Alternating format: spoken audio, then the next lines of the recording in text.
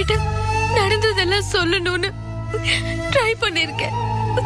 ஆனா எங்க நீங்க என்ன ஏத்துக்காம போயிடுவீங்களோன்னு பயந்து உங்ககிட்ட சொல்லாம மறைச்சிட்டேங்க. மறைச்சிட்டேன். உங்களோட வாழற அருகதை இல்லைன்னு தெரிஞ்சும் கடைசி வரைக்கும் உங்க கூடவே இருக்கணும்னு ஆசை மனசுக்குள்ள இருக்கு. ஒருவேளை எங்க நீங்க என்ன ஒதுக்கிடுவீங்களோன்னு நினைச்சுதான் எதையுமே சொல்லாம தவிச்சிட்டு இருந்தேங்க.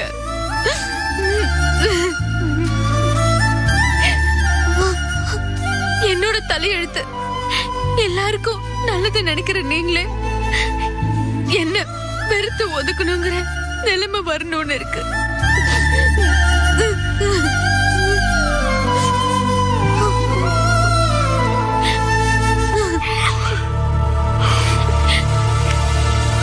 ஒரே குழப்பமா இருக்கு விஜய். நான் சொல்றதெல்லாம் உண்மை. என்ன பத்தி உங்ககிட்ட இவ்வளவு விஷயத்தையும் சொல்லிருக்கானே அந்த அயோக்கிய. அவனை நான் கத்தியால குத்துனேன்னு அது உங்ககிட்ட சொன்னானா?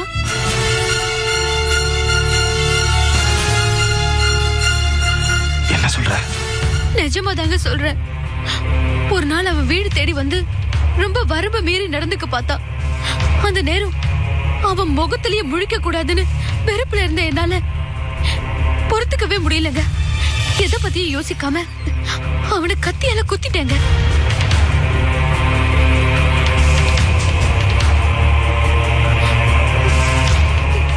இதெல்லாம் அவன் உங்ககிட்ட சொன்னானா? அவனை பிடிச்சிருந்த அவனோட வாழணும்னு நினைச்சிருந்தா அவன் சாகட்டும்னு நினைச்சு நான் எதுக்காக அவனை கத்தியால குத்தணும் சொல்லுங்க? இதெல்லாம் அவன் உங்ககிட்ட சொன்னானா? சொல்ல மாட்டாங்க. சொல்ல மாட்டான். அவன் உங்ககிட்ட யோகிய மாதிரி பேசினது கூட இன்னும் என்னோட வாழ்க்கையை சீரழிக்கணுங்கிறதுக்காக தான்.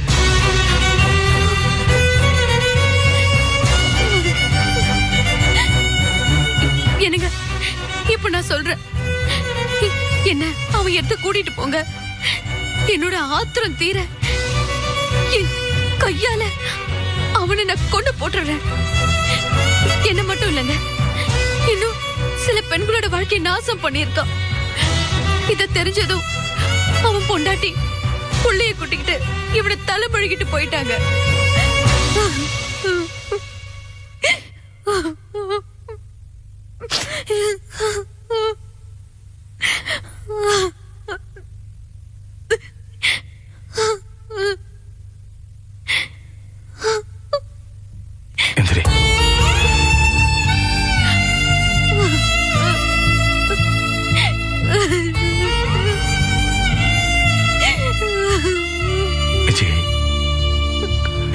எப்பவுமே நான் உன்னை தான் நம்புவேன். எனக்கு நீதானே முக்கியம். கொஞ்ச நேரத்துக்கு முன்னாடி நடந்த குழப்பம் எல்லாமே அவன் பேசுனது எல்லாமே நம்புற மாதிரியே இருந்துச்சு. அதனாலதான் எனக்கு எப்பவுமே நீதான் வச்சு முக்கியம்.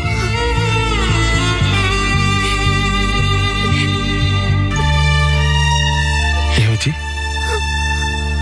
அவனை கத்தியால குத்தேன்னு சொன்னியே, அதனால எதுவும் பிரச்சனை இல்ல? எங்க அப்பா புண்ணியத்தால போஸ் மாமாவும் ஒரு நல்ல மனசுள்ள எஸ்ஐயும் தான் என்ன இந்த சிக்கல்ல இருந்து காப்பாத்தினாங்க.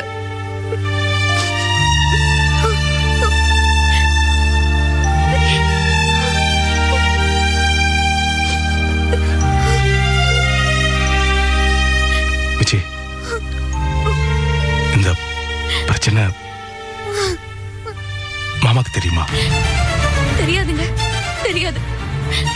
இந்த விஷயம் மட்டும் அப்பாவுக்கு தெரிஞ்சா அடுத்த நிமிஷமே அவர் உயிரை விட்டுருவாரு.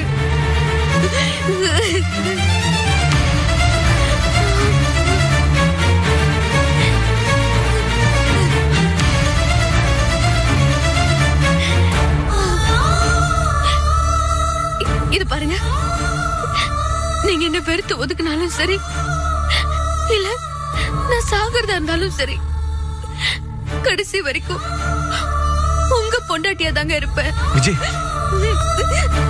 நீ பட்டதெல்லாம் போதும் விஜய், போதும்.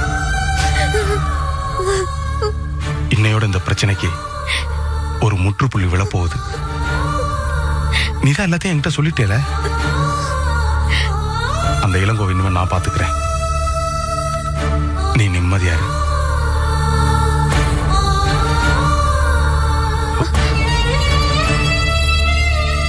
நம்ம 2 பேரும் சந்தோஷமா வாழ வேணாமா? அதுக்காகத்தான் அவனை போய் நான் பார்க்கணும். போதும் விஜய், நீ இது வரைக்கும் அழுதுகிட்டே இருந்தாலும் போதும். இனிமே உன் முகத்தை நான் சிரிப்பை மட்டும்தான் பார்க்கணும்.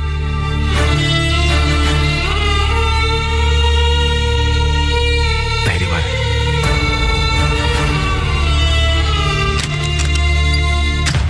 என்னங்க, எல்லாத்தையும் மாத்தி மாத்தி அவன் பொய் சொல்லியிருக்கான். அவன் பொய் சொன்னது உங்களுக்கு தெரிஞ்சிருச்சுன்னு அவனுக்கு தெரிஞ்சா அவன் உங்களை சும்மா விட மாட்டான். இப்போ சொல்றேன் விஜய், நேரா அவன் சட்டையை பிடிச்சி ஏன்டா இப்படிலாம் பண்ண நான் கேட்க போறதில்ல.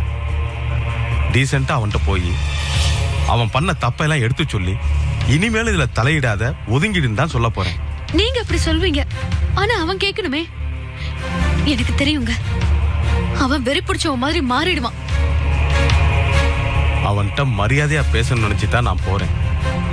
அந்த மாதிரி பேசினான்னா அது அவனுக்கு தான் நல்லது.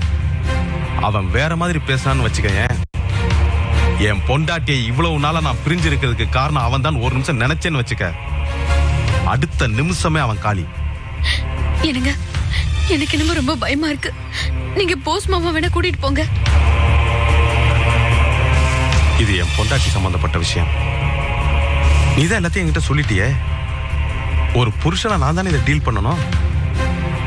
இங்க பாரு விஜய், இந்த விஷயம் நம்ம 2 பேரை தவிர அடுத்த ஆள் காதுக்கு போறதுக்கு நான் விட மாட்டேன். வரேன் விஜய். என்னங்க? என்ன என்னங்க, நீங்க என்ன நம்புறீங்கல்ல? என்ன விஜய், ஏன் இப்படிலாம் பேசுற? உன்னை நம்பாம நான் வேற யாரை நம்ப போறேன்? நீ சொன்னதை நம்பித்தான் நான் இவ்வளவு பண்ணிட்டு இருக்கேன். இப்ப நான் உன்னை நம்பணுங்கிறத விட நீ என்னை நம்பணுங்கிறதா முக்கியம். எப்பவுமே இந்த கோபி கேரக்டர் இதே மாதிரி தான் இருக்கும். தைரியமா வரேன்.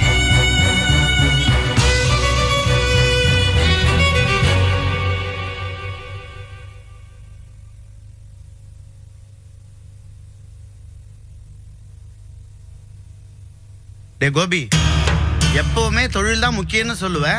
அவனுங்களும் அதுதான் முக்கியம்னு சொல்லிட்டு நீ அனுப்பின அட்ரஸுக்கெல்லாம் போய் கஷ்டப்பட்டு ஆர்டர் எடுத்துட்டு வந்து உங்ககிட்ட கொடுத்தா இப்ப அது முக்கியம் இல்லைன்னு சொல்லிட்டு ரூமுக்குள்ள போய் கதவை சாத்திட்டு அப்படியே நான் புருஷனும் முறாட்டியும் குசு குசுன்னு பேசுறீங்க. ஆமாங்க, காலையில இருந்து 2 பேரும் ரூமுக்குள்ளேயே உட்காந்து குசு குசுன்னு பேசிட்டு இருக்காங்க. இங்க வா. இது யாருக்கா? உன் அருமை பொண்டாட்டி. ஏன் அருமை பொண்டாட்டி தானே? இவ கூட தானே ரூம்ல உட்காந்து குசுகுசுன்னு பேசின. வெளியில இருந்து யாரையும் கூட்டி கொண்டாந்து ரூம்குள்ள வச்சு குசுகுசுன்னு பேசலையே. ஒரு வீட்டுல ஒரு புருஷன் பொண்டாட்டி தனியா உட்காந்து பேசக்கூடாதா? அது கூட உரிமை இல்லையா?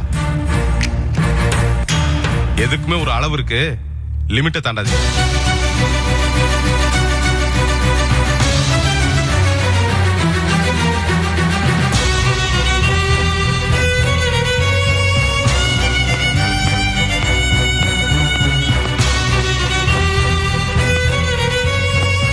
விஜய், நான் வர்ற வரைக்கும் தனியா ரூமுக்குள்ள டென்ஷன் இல்லாம நல்லா ரெஸ்ட் எடு. தைரியமா இரு. வரேன்.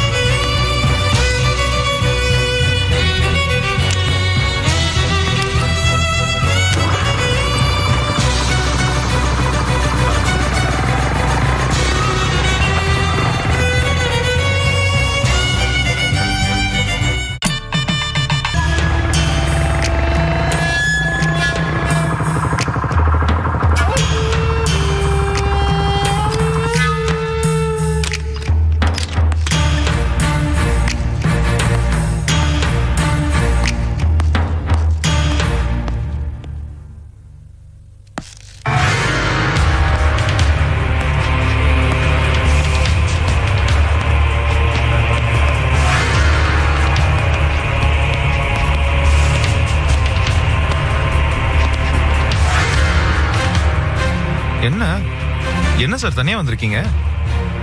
இங்க பாருங்க மிஸ்டர் இளங்கோ, மறுபடியும் உங்ககிட்ட பேசுறதுக்காக மட்டும்தான் நான் வந்திருக்கேன். ஓஹோ, சமாதானமா? ஏன் பொண்டாட்டி விஜயை நீங்க தொட்டு தாலி கட்டினதுக்காக, உங்க மான மரியாதைக்காக அவளை விட்டு கொடுக்க சொல்லி கெஞ்சி கேட்க வந்தீங்களா?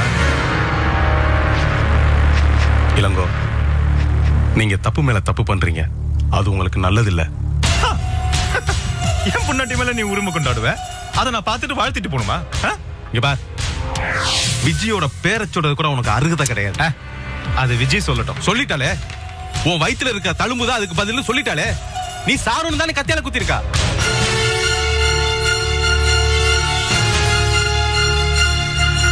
இதுக்கு மேல என் விஜய பத்தி ஒரு வார்த்தை பேசுன, என்ன ஏன் விஜய் ஏன் விஜய்னுக்கிட்டு, ஏன் விஜயா ஓ விஜயாங்கிறதா இப்ப பிரச்சனையே. ஏதோ பார்க்க பரிதாபமா இருக்கேன்னு வந்ததுல இருந்து சும்மா பேசிட்டு இருக்கேன். இவ்வளவு தில்லா பேசுறியா? இந்த தைரியம் முதல்ல வந்து அப்ப எங்க போச்சு? வா போய் விஜய கூட்டு வந்து என்கிட்ட விடுற வழி பாருப்பா. இல்ல நானும் அவளும் கல்யாணம் பண்ண ரெஜிஸ்டர் சர்டிபிகேட்ட நோட்டீஸ் அடிச்சு ஊரு பூரா ஓட்டுவேன். அப்புறம் உன் குடும்பம் அவ குடும்பம் எல்லாத்துக்கும் சங்குதான். இளங்கோ, இதான் உன்னோட லிமிட். இதை தாண்டாத. லிமிட்டா? ஏன் லிமிட்ட முடிவு பண்றதுக்கு நீ யாரு? சரி, லிமிட் தாண்டிட்ட, இப்ப என்ன பண்ண போற? வேணா இளங்கோ, நான் ஒரு புழு பூச்சி கூட கெடுதல் நினைச்சது கிடையாது. உனக்கு நினைக்க வச்சிடாத. யாரையும் வந்ததுல இருந்து ஒரே மேட்டரை சொல்லிட்டு இருக்க. நான் பொண்டாட்டி அடைக்க தெரியல, என்ன வந்து மிரட்டிட்டு இருக்கப்பா.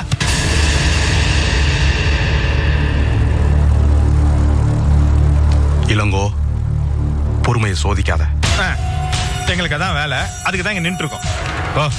போய் ஏன் உன் அருமை பொண்டாட்டி விஜயை கூட்டிட்டு வந்து என்கிட்ட விடு.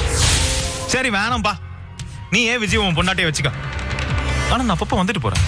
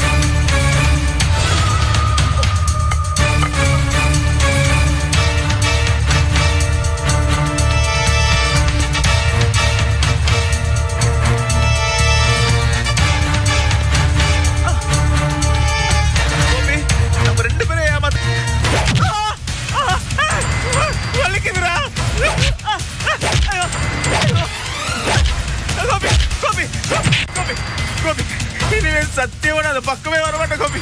ப்ளீஸ் கோபி, விட்டுரு கோபி.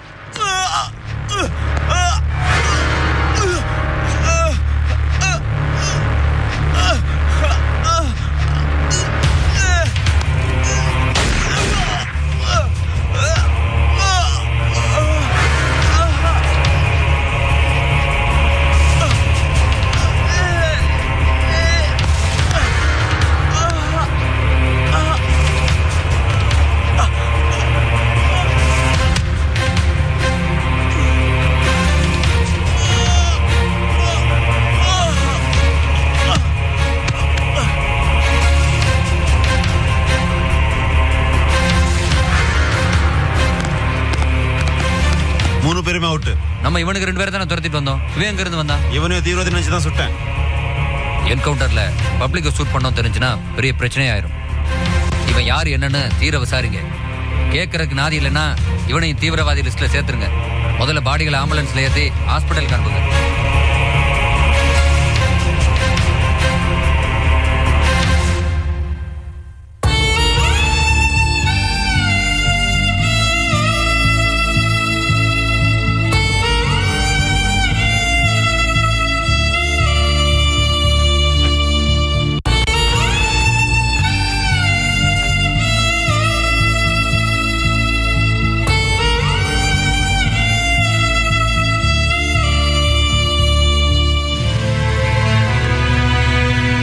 பிரச்சனைக்கு மேல பிரச்சனைடா. மனசுக்கு ரொம்ப கஷ்டமா இருக்கு. பண பிரச்சனையோட முடிஞ்சிருக்கணும். இது தேவையில்லாம நீங்களும் அம்மாவும் தான் பெரிய பிரச்சனையாக்கி விட்டீங்க. என்ன பேசுறதெல்லாம் பேசிட்டாங்க அம்மா. அவர் எங்க இருந்தாலும் எப்படியாவது தேடி பிடிச்சு கொண்டு வாங்க நம்ம கிட்ட சொல்றாங்க. எப்படி முடியும்? அம்மா எப்பவுமே இப்படிதான். அந்தந்த நேரத்துல மனசுல என்ன தோணுதோ அப்படி எப்படி பேசிட வேண்டியது. முன்ன பின்ன யோசிக்கிறதே கிடையாது. என்ன செய்யறதுனே புரியல. நான் மார்க்கெட் வரைக்கும் போயிட்டு வரேன்.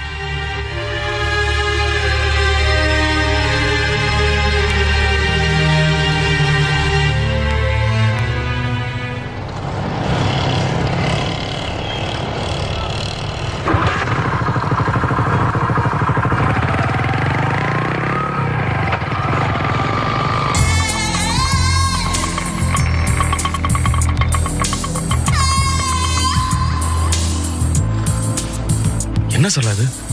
இங்க எதுக்கு வந்த? என்ன மாணிக்கம், நான் ஏன் வந்தேன்னு நீங்க கேட்கலாமா? ஒரு முக்கியமான காரியத்துக்கு தான் உங்களை பார்க்க வந்தேன். பணம் என்னாச்சு, என்ன ஏதுன்னு ஒரு ஃபோன் பண்ணியாவது சொல்லிருக்கலாம்ல. சரலா, நான் ஒரு பெரிய சிக்கல்ல மாட்டிட்டு இருக்கேன். என்ன சிக்கல்? மாப்பிள்ள தான் இந்த சிக்கல்ல மாட்டி விட்டது. 2 லட்சம் ரூபாய் பணம் ரெடி பண்ண வேண்டியதா போச்சு. பணத்தை கொடுக்கலன்னா போலீஸ் வந்து அரெஸ்ட் பண்ணிடும். கடைசியில கண்மொழி எல்லாம் பிதுங்கி போய் லாரியை வித்து சமாளிச்சேன் சரலா. மாணிக்கம், நீங்க உங்க பிரச்சனையை பத்தியே பேசிட்டு இருக்கீங்களே தவிர என் பிரச்சனையை பத்தி கொஞ்சமாவது யோசிச்சு பாத்தீங்களா? நான் இப்ப பெரிய இக்கட்டான சூழ்நிலையில மாட்டிட்டு இருக்கேன். சரலா, தயவுசெய்து எனக்கு கொஞ்சம் டைம் கொடு. பணத்தை எப்படியாவது ரெடி பண்ணிடுறேன். அது எப்படி மாணிக்கம்? இன்னைக்கு என் வீட்டுக்கார் கண்டிப்பா நைட்டு கிளம்பிடுவாரு. எனக்கு நிச்சயமா பணம் வேணும். என்ன சரலா, எனக்கு ஒரு பிரச்சனைனா உன்கிட்ட தானே வந்து நிப்பேன். நீயே இப்படி போட்டு நெருக்குனா எப்படி? புரிஞ்சுக்காம பேசாதீங்க. என் வாழ்க்கையில பெரிய பிரச்சனை வந்துருமோன்னு நான் பயந்துட்டு இருக்கேன். சரலா, நான் இப்ப எங்க இருந்து பணம் தருவேன்? உங்க குடும்பத்துல ஒரு பிரச்சனை வந்தப்போ உடனே லாரியை விற்க தெரிஞ்சதுல, இப்ப ஏன் பிரச்சனை பெரிய பிரச்சனையா இருக்கு. உங்க கடையை வேணாலும் வித்து ஏன் பணத்தை திருப்பி தரணும். அதான் நல்ல மனுஷனுக்கு அடையாளம். என்ன சரலா, கடையை வித்துட்டு நான் தெருவுல நிக்கணும்னு நினைக்கிறியா? உன் பிரச்சனை பத்தியே பேசிட்டு இருக்கிய. என் நிலைமையை பத்தி கொஞ்சமாவது யோசிச்சு பாத்தியா? அடே அப்பா, ஏன் பேச மாட்டீங்க? உங்க தேவைக்காக தானே நான் பணம் கொடுத்தேன். இப்ப என்ன பத்தி கவலைப்படாம நீங்க தான் பேசிட்டு இருக்கீங்க. சுயநலத்தை